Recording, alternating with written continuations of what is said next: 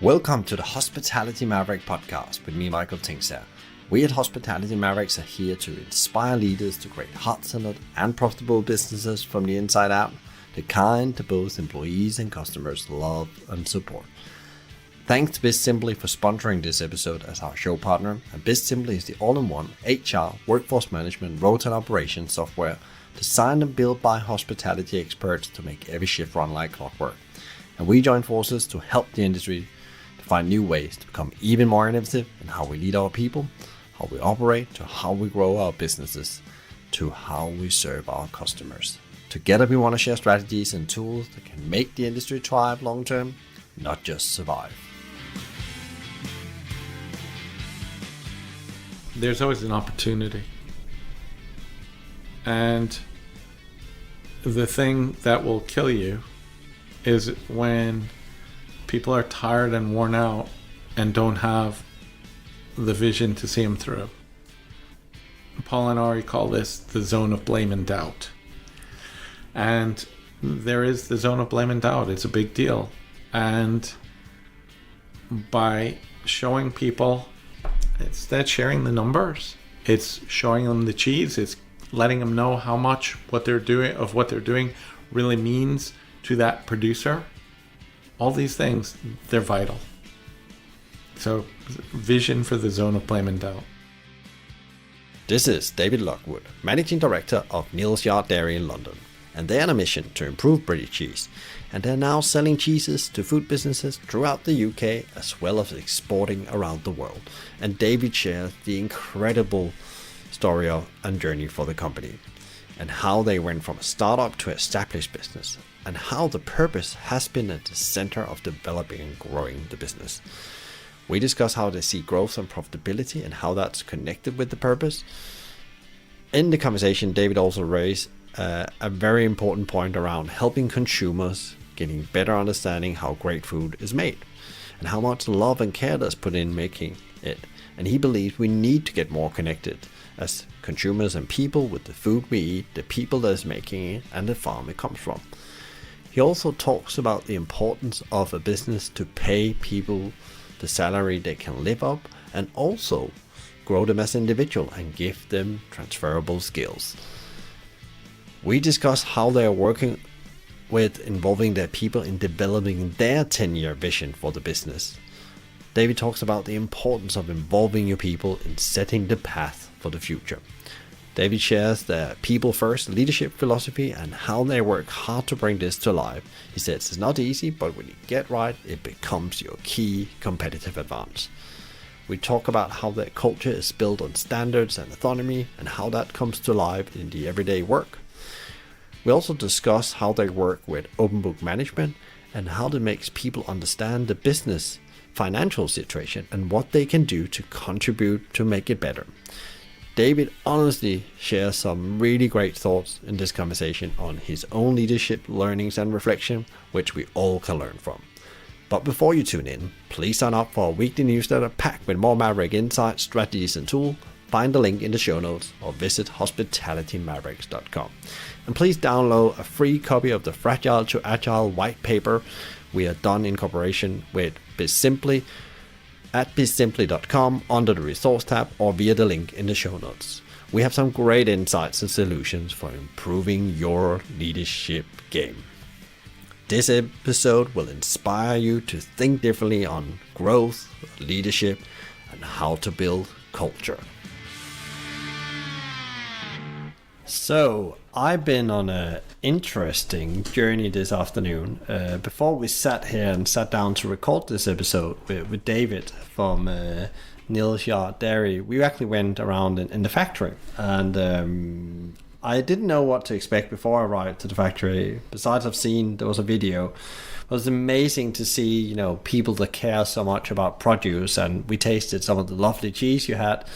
That was on its way to get ready to be sent out, and you gave the whole breakdown of how you actually you do this and all the details and care that goes in to get lovely cheese out to the market so we can have better cheese on our plates when we ate food. So that was extremely exciting to go around with you there, David. But also what we're going to be talking about, why we actually were put together by a shared connection of ours and friend, Ari from Singermans, was that you guys need to sit down and have a conversation about, food and leadership, and especially leadership and business paradigm. I think it's now that the playbook has been totally ripped apart, and now we're trying to build this new world. There's a chance to talk about a business paradigm and the way you look at business, and Neal's Yard Dairy and similar Singermans look at businesses that's very different than the traditional way of looking at business, short term versus long term in a way. So we'll come back to that, but welcome to the show, David. It's a pleasure to be here. Thank you, Michael. It's really an honor to be here. And David, for people that doesn't know like who you are, and also Neal's Yard Dairy, because I think people knows Neal's Yard, but maybe not the dairy bit so much. Right. But can you talk a bit about how long you've been around as a business, what your role is, and how you got involved, because you came from the US Right. to the UK to sell cheese in principle. That's exactly it. So Neal's Yard Dairy is a business that was founded in Neal's Yard in 1979. There are a bunch of Neal's Yard businesses. The best known, I imagine, is Neal's Yard Apothecary Therapy Rooms. I forget what their official title is now, because it changes over time. But we were all founded in Neal's Yard. And it was 1979. Nick Saunders, who started all the businesses, serial entrepreneur, decided he wanted a micro dairy. And Randolph Hodgson, who's still one of my partners in the business, he came in and started making cheese and became the full-on owner within 3 months' time. And the business has evolved since then. The micro dairy part of the business spun off into its own business. It's now out in Herefordshire called Neal's Yard Creamery. And that happened in the 80s. And we began maturing and selling British cheese, not because we're nationalists, but because when Randolph was still making cheese, he would go to the farms. Well, actually, the farms, the cheesemakers came to the dairy first because they heard about this place in London. They'd get talking, and he'd end up going to the farm, and he'd always come back with cheese, because he thought, oh, this is great, we could sell it too. And so that's how we got buying British cheese, because it was easy. He didn't speak French, and even though Normandy is closer to London than Lancashire, Lancashire is more local, because he could speak to them and in the language that he's comfortable in, or he could. And we got into maturing cheese for the same reason. He'd bring back 10 wheels of Lancashire, say, and we weren't going to sell it in 1 week, so we had to do something with it. And because the people who worked at the dairy and work at the dairy are curious, we spent time observing where the cheese would do best. And cheese is an amazing product because it tells you exactly what it wants in the way it behaves. And so they started paying a lot of attention to maturing. And also paying attention to the way the cheese is tasted. So it became obvious that from day to day, the cheeses would taste different, simply because it's a different vintage every day. And so they began selling the cheese on taste, which was very revolutionary at the time. And from there, it caught attention of people who like food, because all of a sudden it was this really fun, interesting thing for someone to come into the shop and walk through this journey of tasting, say 3 different dates of Montgomery's cheddar to decide which one they liked best so they could take it home. From there, a chef called Sally Clark, who still has restaurants in London, came in, and after I don't know how long of badgering Randolph, got him to wholesale And then in 1989, so 10 years after the business had been going, Jane Scudder, who used to be a partner at the dairy, now owns Fernvero, which is an amazing biodynamic farm out in Herefordshire, met Ari Weinsweig out in West Cork at Gabine, and they got talking. And I can't tell the story as well as Ari or Jane because they were there and I wasn't. Yeah. But long and short of it is Ari came back, and I was managing the retail side of the deli at that point, and said, I want to bring in the Neal's Yard dairy cheeses. I think they're going to be amazing. And we did. In 1990, we were the first ones to import the Neal's Yard dairy cheeses into America. And I met Randolph and Jane and said, hey, I'd really like to know about maturing cheeses. Would it be possible for me to come and intern with you for a while? And they said, yeah. And so in 91, I came over for a year. It turned into 2 years, and my girlfriend, now my wife, Jennifer Cast, came over as well. She's ex-deli as well. Mm. And we learned tons about maturing cheese, about working in a small business. And it was fantastic. And in that time, the export grew a bit. One of my other partners in the business, Jason Hines, took on the exports. When my training visa was up and we moved back to America, spent time with Jason building up American sales. And then my path kind of diverted for a little bit. I decided to go do an MBA at Georgetown and did. And when, after working a summer on Wall Street, realized there was no way I wanted to do that. I was on the phone with Randolph. He said, come back, you'll be a partner in the business. And so we moved back in 98, which was really good for me. And I hope the dairy. We, in the intermittent time, we opened up our business in Europe. And if you don't mind indulging me, it's a great story. And it speaks to a lot of our technique method for going into a new market. In this case, someone did it for us. We had this guy who is an amazing customer, Steve Saltzman. And his father, Harry, was one of the original Bond producers of the James Bond series. And he'd come into Neal's Yard, into the yard itself, on his mountain bike every Saturday, and by Kirkham's, Lancashire. Just loved that cheese. And then he moved to Paris. And he'd still come by every once in a while when he was in town, buy a huge amount of cheese and take it back, but said he's working on something for us. And it turned out he was going to every fromager in Paris to find the one he thought was best. And he found a guy called Pascal Trotz. And Pascal was incredibly respected by the cheese selling fraternity, and very, very knowledgeable and not afraid of a good cheese. And so when Steve brought him the Lancashire, he said, yeah, I see what you're saying. I really want that. I don't care if it's British. I just want it because it's good. Mm.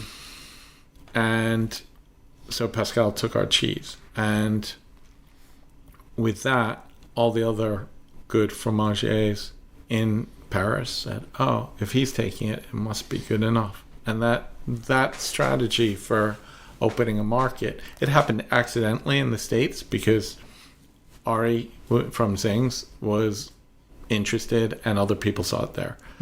But it worked in Paris, and since then we've followed this trail. We now sell all over the world, but US and EU are our biggest export markets. We do a lot of business, trade business in the UK, and we have 3 shops and 3 joint venture partnerships with shops in Oxford, Manchester, and Exeter.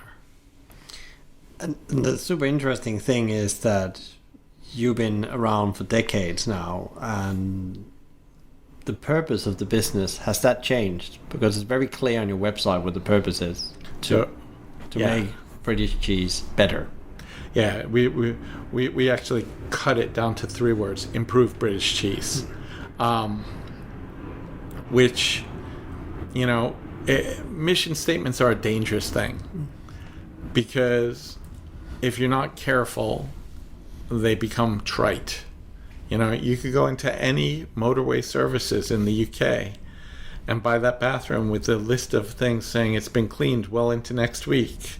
Next to it says, we aspire to have the cleanest and bestest bathrooms and motorway services in the UK. So we don't want that, but we really do want to improve British cheese. And we spend a lot of time talking about that mission. What does it mean? What's it look like? And it's that discussion around it that makes it valuable. The 3 words, they're great, but truly what makes it valuable is all the discussions around, okay, what's it look like? Well, I want to make sure that this farm, call it, the Fletchers who make Berkswell, and that Stephen Fletcher is my age, in his 50s, and what's going to happen? Well, his son George has come into the business now and is very keen and interested, and so there's going to be succession, and so that to me is a symbol of improving British cheese. We're hanging on to it. People coming into it feeling that they could actually make a living making cheese, selling cheese with a cheese shop. Vital. Those are all indicators that our mission is working, that our staff, our colleagues, they're not staff, they're colleagues, they're friends, that they feel that they can make a go of working at the dairy, selling cheese, British cheese. Why do we say British cheese is a good question that I ask myself a lot, because really I want the cheese world to work together, but our focus can only be so large, and that's why we narrow it to British cheese. But our community of cheese people, and that could mean competitor, people with who are other cheese shops selling retail, other wholesalers or exporters, or even producers we don't buy from, and our community outside the UK in terms of maturers, shops, etc., throughout Europe, the US, Canada, wherever, Australia, that we need that to be strong. That's going to see us. That's going to see us through. By building that community, we will have the strength to move forward. Strength and resource. Go on.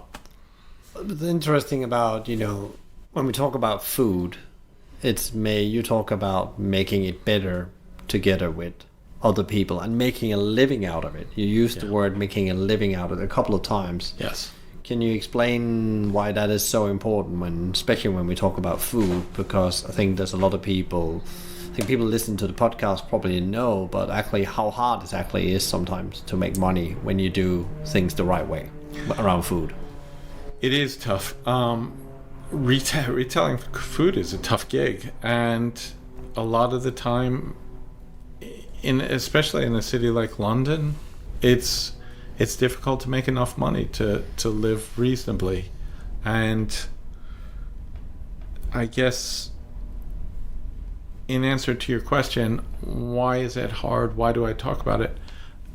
Because I worry that people don't value good food well enough, and that the labor that it takes, whether it's on the farm, in the cheese room, in the maturing room, and then in the shop, isn't understood. Even with great customer, 2 vignettes. One, we have a wonderful, wonderful customer who has been working with us since 1994, 93 even. And she came with us when we were selecting Montgomery's cheddar. We go and select the batches that we like for most of our hard cheeses. Minimally once every 4 months, usually once a month on the biggest selling cheeses. And she was there. She'd been buying from us for 15 years. And we were selecting through the cheese, and at the end she's like, "Oh, this is selecting cheese. It's not just picking the batch you like best. It's talking to the producer about what they're doing, understanding what's going on the farm, what's going on in the make room, how they're feeling about things, and then understanding how that relates to the cheese, and then choosing the ones that, in the case of the cheddars, they were trying how that they'll be delicious in 9 months' time."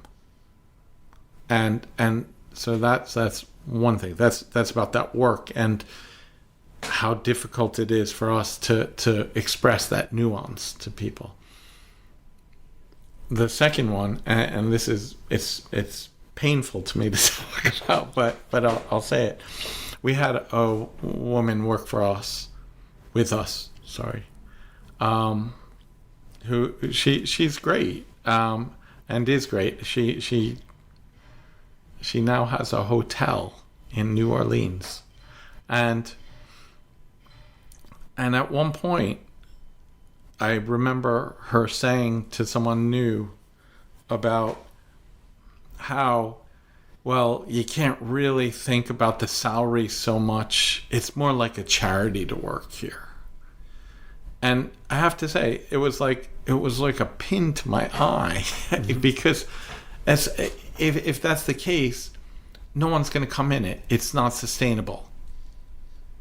And me, Randolph, and Jason at that time spoke about it and said, this isn't good enough.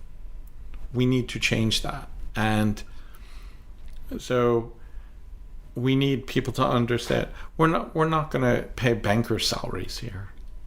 We understand that. And people who come and work with us understand it too. But we have to be able to pay people a salary that they could live, not survive, but live on in London, because that's where they're actually living. Mm-hmm. And also provide people with the opportunities to grow professionally themselves, so that where they might not see as many financial rewards as they might in another business, to get those kind of rewards when they're working with us. That's super interesting, because what you're talking about is not just making cheese better, but actually making people better at something as well. And also that, we have to spend the time and love to get proper food as well. And we talked when we walked around about the food system that's under pressure, because we probably have industrialized too much of it and become disconnected with food and land and how nature works with it, and things can't be available around the clock. How do you look at, because one of the interesting thing when you talk with MDs, CEOs, is that your job is to grow the business. That will be your number one, depending on the rapid growth you need, depends on the pressure you have above. And I know you have a very different approach to growth and how you think growth. What is the plans for you as a business, and how do you, because you've grown now from just in London, national, global, in principle, worldwide, selling cheese. How do you do that and actually keep all the, the things, the ethics in place at the same time? So a challenge for us. We'd like to grow, but our motivations for growing aren't only financial. Of course there are financial motivations to grow, but actually our desire to grow is very much mission driven as well. It's back to that showing if we're growing, we're creating market for people to come in and make great cheese. We're in this position now. We don't have enough of the cheese, the type of cheese that we need to sell to maintain our standards. And when I say our standards, it's a really distinct statement I'm making, because someone might disagree with me. They might not like a cheese that we're buying and really like one that we choose not to buy. But our standards are about the cheeses we like best, just to lay that out there. And this year, we're capped, right? But it's our goal that in the next 10 years, we take our business from roughly 600 tons to 800 tons of cheese, which sounds either a very small amount or a very big amount, depending on your perspective. I was looking up, I think it was in 1819, in 2018, 2019, that the UK consumed roughly 429,000 tons of cheese. And we're looking to nick another 200 tons out of that commodity consumption and make it into where we're going, the end of the market that we prefer. And in order to do that, we will grow, but we need all these other bits of the market to come along with us. And that's what makes us interested in the growth end of things. We have different size producers as well that we work with. We're working with a producer who has 19 goats milking at this point, and they're not high yield producers either, in those goats, that is, compared to our largest regular producer, who makes about 425 tons of cheese a year. So we're working in a large spectrum of a range of sizes, and with this 200 tons more that we picked out, we want a nice spread of all of it. But all people who are trying to do a good job, who care about things. Until very recently, when we talked about the mission, it was also, we're flavor driven. We want it to taste the way we like it best, and that was the bottom line. And actually, as the working group of directors in our latest vision, we came up with the idea that actually it's time to expand that. We need people to be doing it sustainably as well. And I'm not a farmer. I never have been. But I'm learning so much about it. And one of my greatest teachers is a gentleman called David Clark. He's a farmer, and he makes the Sparkin' Hoe Red Leicester and the Sparkin' Hoe Blue. And what he's taught me is every farm needs to be farmed the way that farm demands it be farmed. And it's like, that's it. And he's saying, do it well. But you can't, there's not a model that's going to work everywhere for everyone. What you want is for people to have these principles that they're working towards, but how they get there is down to geology, geography, capital, and the decisions you make around it, and your personal set of beliefs. Now, so we're learning about that there's all the sustainability stuff. There's carbon sequestering and how are you carbon neutral. There's issues around, oh, that's my cat. There's issues around pollution and what are you doing with the water courses? Are they protected in the way you're farming? There's issues to do with soil regeneration. How does that fit in? There are other issues in terms of animals. There are some people out there who feel that we shouldn't be farming animals at all, that it's wrong. And we don't happen to feel that way, but it doesn't mean that their point of view doesn't deserve to be understood, to see is it because they don't ethically they don't believe it's right, or if it's from a climate standpoint where depending on the type of farm you're working with, it does matter what's going on. And these are all questions that we're working with. Those are external ones with our producers. And then internally, we need to be better too. Because, you can't just look out and tell people what to do. We need to change what we're doing. We need to not be wasteful. Like I showed you on site at the arches, if there's spare heat coming out of our refrigeration, that needs to become warm water. If there's cleaning to be done, we need not to pollute the water course. And so it's about what we do, and that's vital. But interesting, if I'm listening to you and summing up, David, you talk about that growth is about, in principle, about becoming better. So maybe there's a demand that's even bigger that you can serve. There's customers that's willing to pay, they're there. But if you can't do that in a sustainable, holistic way where everybody wins, you are not having healthy growth. That's in principle what you're saying. No, it's not that if we can't, it's that we will do that. We will, yeah.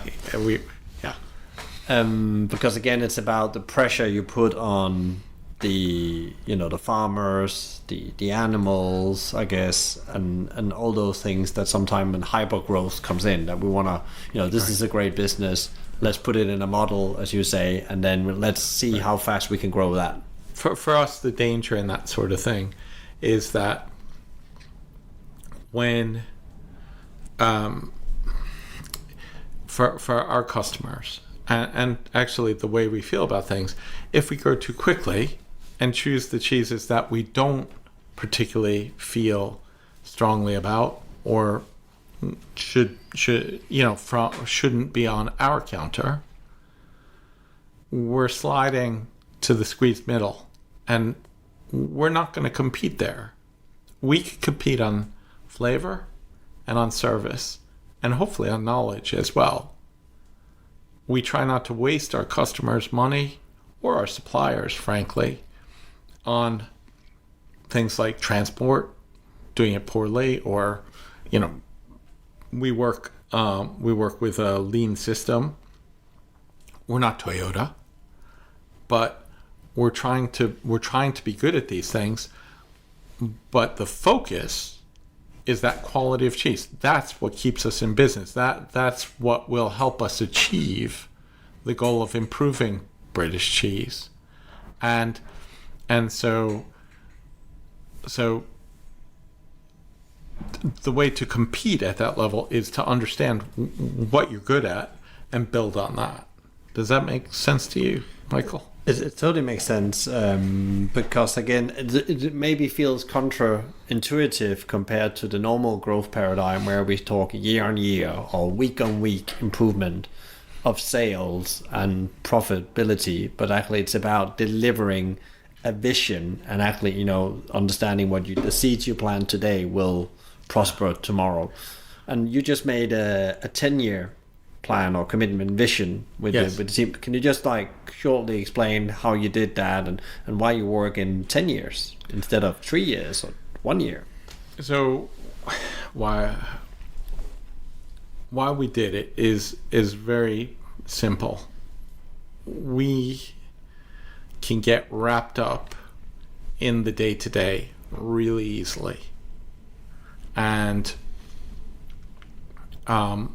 without that long-term outlook, we'll keep paddling along, but we're not going to do anything special.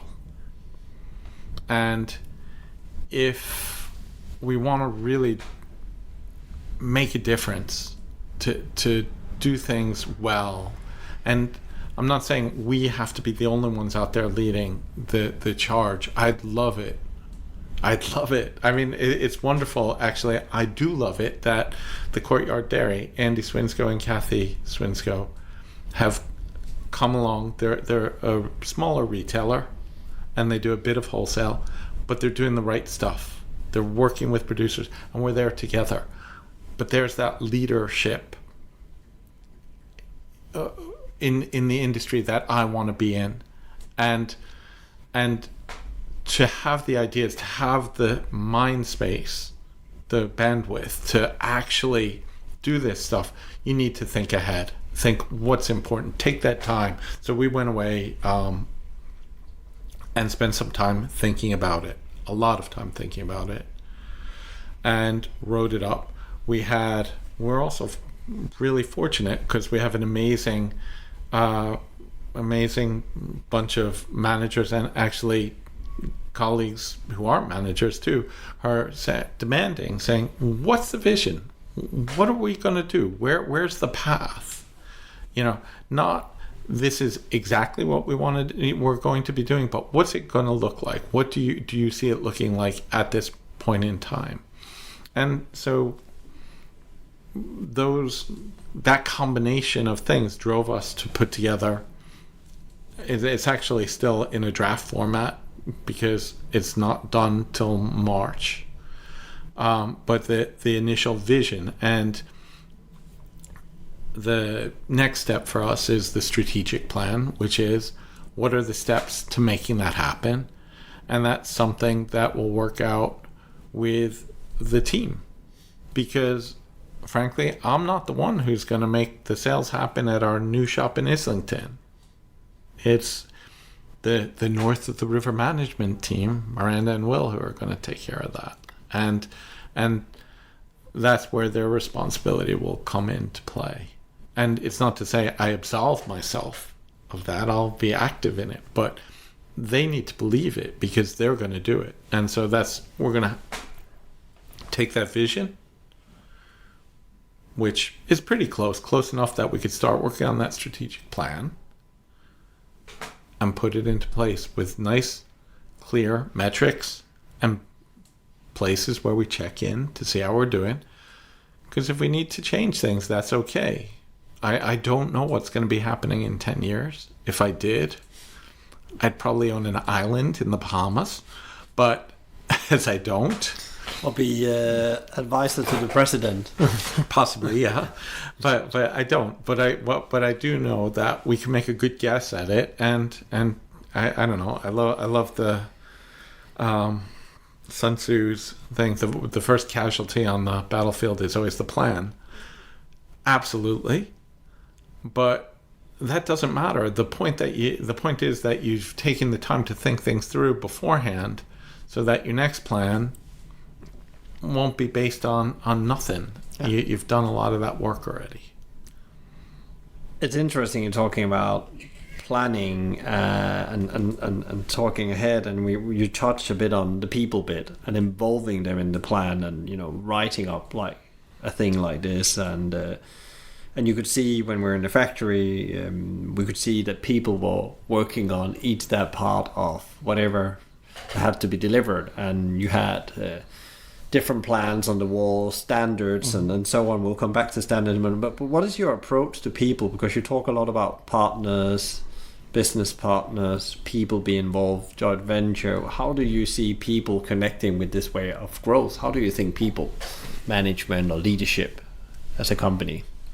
I think that, I think we're absolutely dependent on people, and that there's no better way to demotivate your workforce than to not treat them with respect and as the intelligent human beings that pretty much most all of them are. And some of them, I can't think of anyone who's worked at the dairy who didn't have something valuable to contribute at some point. Some of those employment terms didn't end, in glory. But honestly, when you treat people with respect and listen to them, what they see and what they hear is amazing, and their ability to contribute, to feel part of things is vital to making a change. And I guess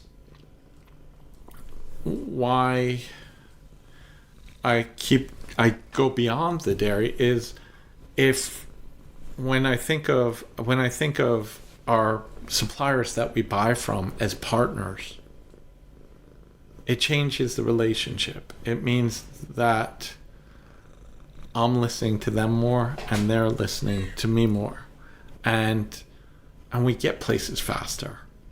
Likewise with customers, they tell you stuff. Sometimes you like hearing it, sometimes you don't, but it's the stuff you need to know if you're gonna keep doing things well. Yeah. And so I guess that's it. Just listen and listen and be respectful. And if we do that, it's all going to focus back. Cheese doesn't make itself, right? And it's the people who, well, the cows make it, but the cows get a lot of help from the people in terms of the feed and the milking, and but so that's why it's so important. And I think that when people are interested, they stick around longer, and that intellectual capital that they've acquired over time, it's amazing. And as much as it hurts when someone leaves who you really enjoy working with, honestly, if they stay in the industry, it's great. We're here in Borough talking. There was a manager here for I don't know how many years, maybe 8-10 years, who left recently, and now he's making cheese and we sell it. I love that. That's exactly what I'd like to happen when people, or they open a hotel in New Orleans or whatever it is, but we stay friends. Do you see a bit like you are not creating good employees, you're creating good business people that believes in the same things that you guys believe in, so thereby you can throw a stone out and improve the world by they take some of the learnings, because you always you influence wherever you go and get your training, or the companies you stay with for years, even decades sometimes. I would hope that rather than creating, it's more that we allow people the opportunity to grow with what they already have, and sometimes people are they want it faster than we could offer it to them, which is fair enough. Sometimes we just can't do or give what they want at all. It's just, but then we shake hands and try and help them find that right job. I guess one of the things I've found more and more lately is people ask for a plan, a very, they want to know what am I going to be doing in 5 years? And I will confess to being quite mixed on this question, because it reminds me of my summer as an intern on Wall Street, when that was the way it went. Well, this is what you do, and if you're good, you'll move on, and if you're not, you move out. And I would hope that we could give people an idea, or people would accept that we could give them an idea of where things will be, but also that we want to be nimble enough and small enough, because we're not that big, that there's an understanding that things will change, and that you have to be, if you want that sort of clear hierarchy, or I don't know what the right word is, but that clear path for what you're going to be doing over the next 5 years and the titles associated with it, maybe you're better off at a more corporate culture, in a more corporate culture. Corporate. We are a corporation, but in a more traditionally corporate culture. Yeah, because one of the things I noticed when I was walking around was it was not like, even though you gave people freedom to operate, as I could see it, permission to operate and call as well, you can see people, there was still a lot of numbers. I call numbers standards as well. We need to achieve this to do well for the customer, or the quality in cheese, and you were quite rigorous about the whole safety about the place, and as you should be from a food safety, but also because you want to do a good job. And you can see that people were actually walking around writing down things, and there was like a certain amount of standards, a bit like, one of my favorite sports people around standards is Michael Jordan, that comes from your country, that talks a lot about your fundamental standards every day. That's where it starts. Right. Is that, can you see that, it's, people will normally think when people have freedom, there's no rules, there's no standards. But as I saw it in your business, and you can correct me, that's what it's all about. It's the day-to-day standards, that 1% better every day. Yes. I think that people, when they're held accountable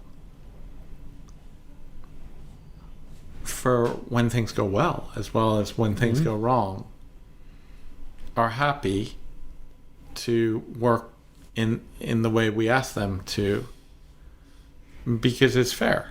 It's very I'd like here's my wish, that it is very clear what everyone's supposed to be doing at all times. And as much as you might, as someone coming through the first time, see all the stuff that's right, for me, I also see all the stuff that's not quite so right, but also know that we're all working really hard to make those things right, more right, and working out what the next thing also that we could do a little better is, that 1% you're talking about.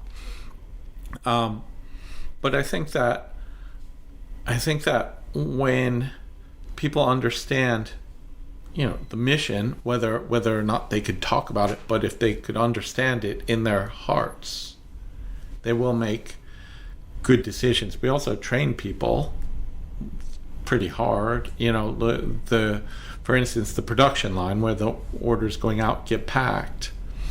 To be fully trained in there is roughly 75 work days, right? Which is, and that's just the trained to do the basics, trained to taste cheese well. That's 2 years of tasting all the time, because you need to be through all the seasons all the time, so twice, through all the seasons. And assuming you're paying attention when you do it. So we do spend an awful lot of time training.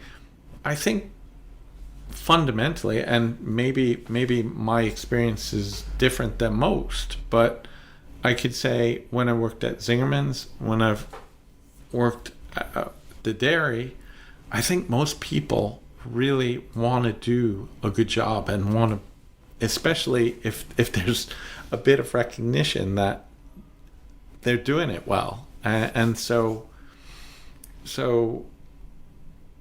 with that in mind, I don't think it goes to anarchy all that quickly. I think people, if anything, become too uptight about the rules at times. Yeah.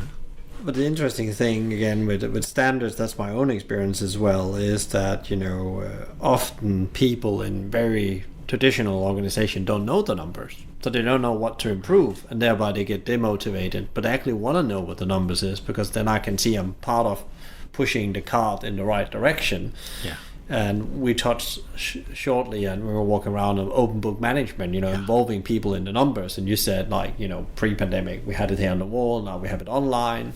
But again, you share the numbers with people so they clearly understand where the business is today and could be tomorrow. Yeah. Ari and Paul, the other founding partner at Zingerman's, they beat that one they didn't beat it into me, they showed me how effective it is to not be afraid to share the numbers. when people know what is it, it's back to, if you know the expectation, if you understand what's going on around it, then you can make good choices. And I believe, maybe naively, that most people can and do make good choices when presented with the right information. I'm not afraid to share the numbers. That is true. We don't share salaries. We never have. Part of me is tempted to go down that road, but I know that three of my partners, the other three active partners, are not tempted at all, and probably for now it's wiser not to. But it does make it clear to staff, that the whole of this staff of the dairy, that we don't have yachts docked down on the South Coast. We're working hard. We make a decent living, and that's what there is. And it's also clear in terms of when either you want to make a capital expenditure, buy something, or if you're arguing for a salary rise for your department, and we could look at the numbers together and know, is this possible? Is it not? And it's very simple that way. And that's very counterintuitive from the traditional business, where you probably don't know much what's going on besides top line and some parts of the P&L, which can then also be shadowed of how those numbers has been put up. So I think that's a very interesting concept in itself. But then you've been through the pandemic as a business as well, and I think it's very interesting as we look back now. We're out of or maybe out of the worst battlegrounds. I don't think we are on the other side yet. But what has been your learnings as an individual, a CEO that wants to do the right thing with the business? How is this? Is there anything that that really you're left behind with, like a reflection? Something has changed in the way you see things. I think that my takeaways, there are a couple. We thought about our staff first, and we continue to do that. We continue to wear masks when we're working, because that's the way we're going to keep people safe. And it's really important. It's also the only way we'll be able to keep packing cheese if someone gets ill. Yeah. But or selling it from the shops. But the importance of making the decision that we believe is right by doing the research, because we were on masks well before we were told to. It's vital, and I think that's just that thinking, making sure to do the right thing for your staff, really important. Second lesson, there's always an opportunity.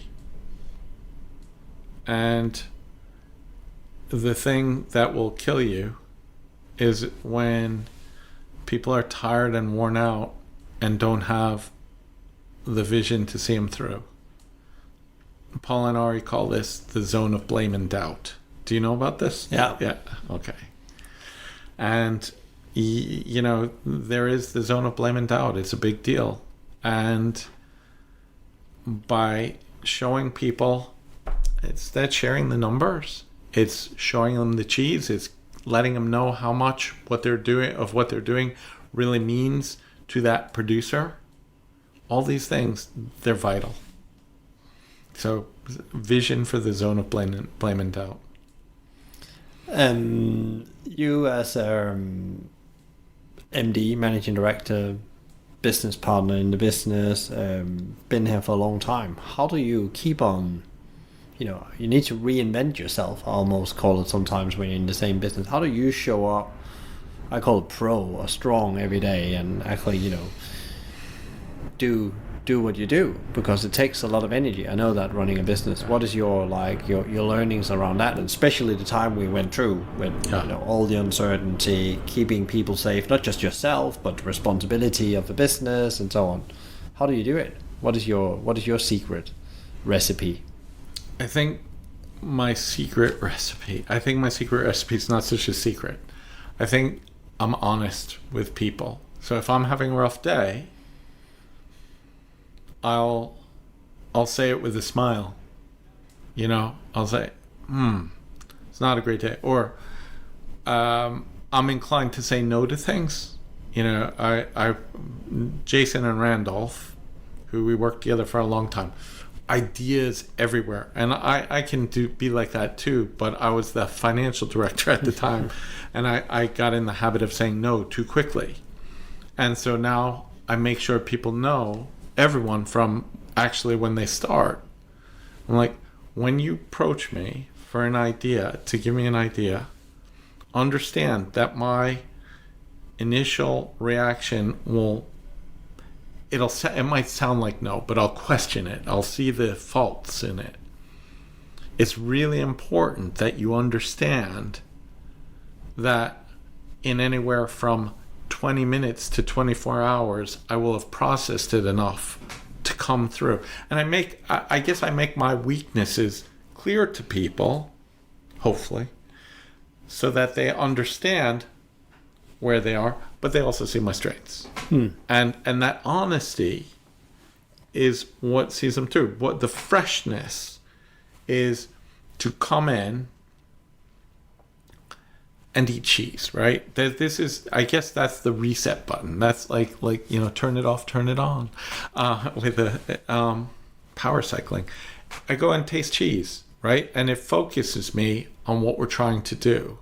I'll taste cheese. I'll grab my buying book and look at the batches that I selected at the farm and how they're maturing. Now, that's a reset for me. I'll go, if I'm not positive enough, I have people who I trust. I have a lot of people. Look, I'm a very fortunate man. I have a lot of people I trust who I could lean on a little, and I'll say, hey, can we take a walk? I need to chew through this problem. I think it's an honesty about who I am and what I'm like in the moment. And I'm really fortunate because I work with people who know enough that as much as I might not want to hear something, that I'm there to hear it and to get a little better for that. And so that's my way. It's funny, I'm quite an introvert in many ways, but I also like people a lot and will learn from them, and I'm willing to work with them. I think people trust me because they understand that I'm on their side. I'm working for them as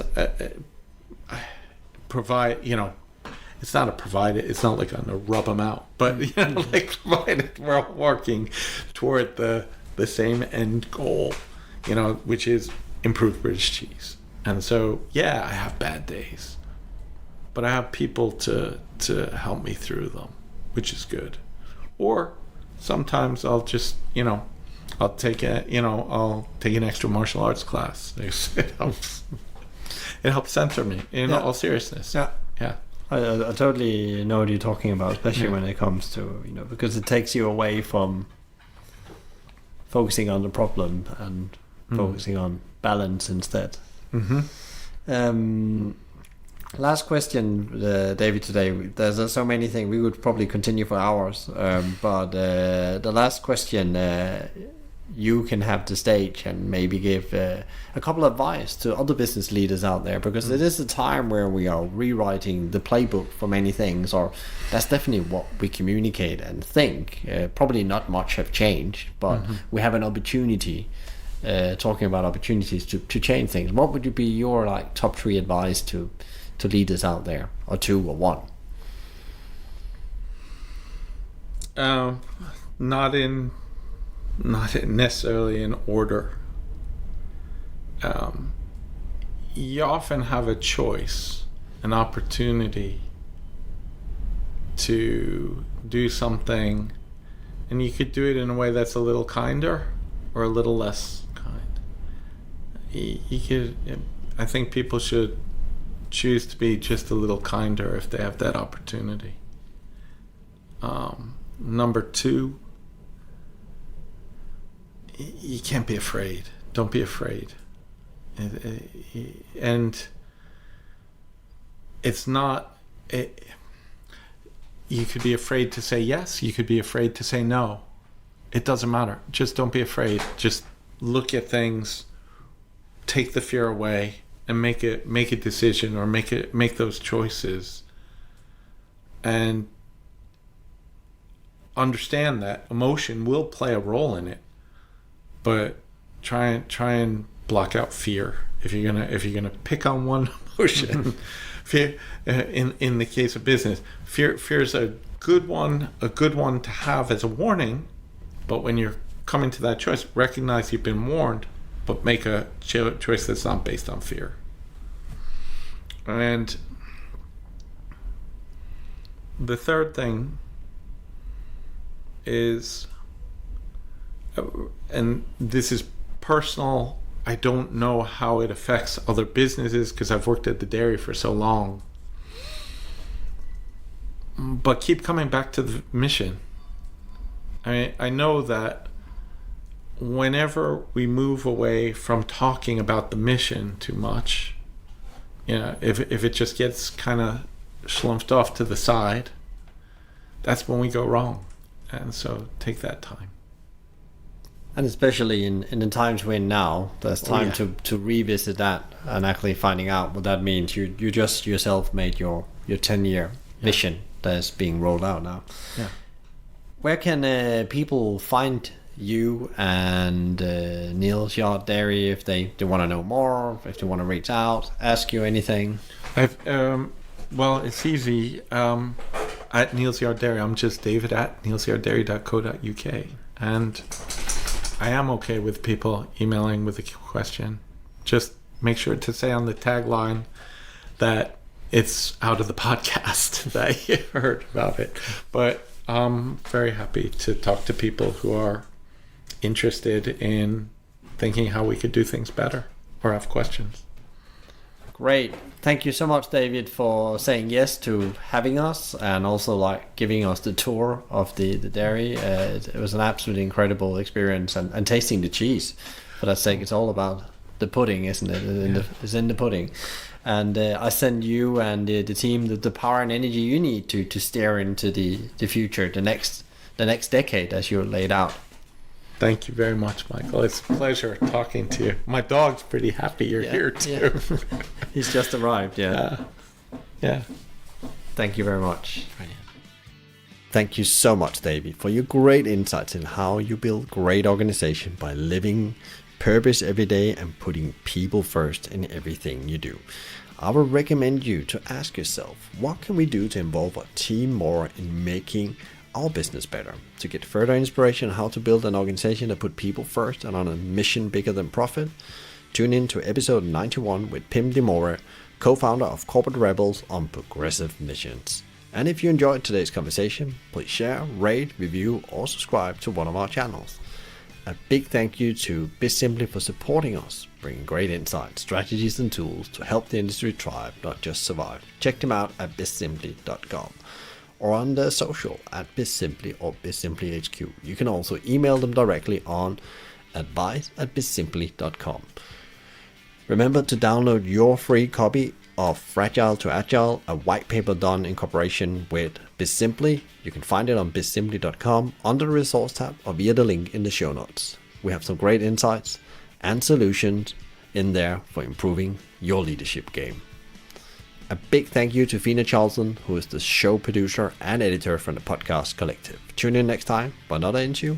And in the meantime, find out more about us and subscribe to the newsletter and download free leadership tools at hospitalitymavericks.com.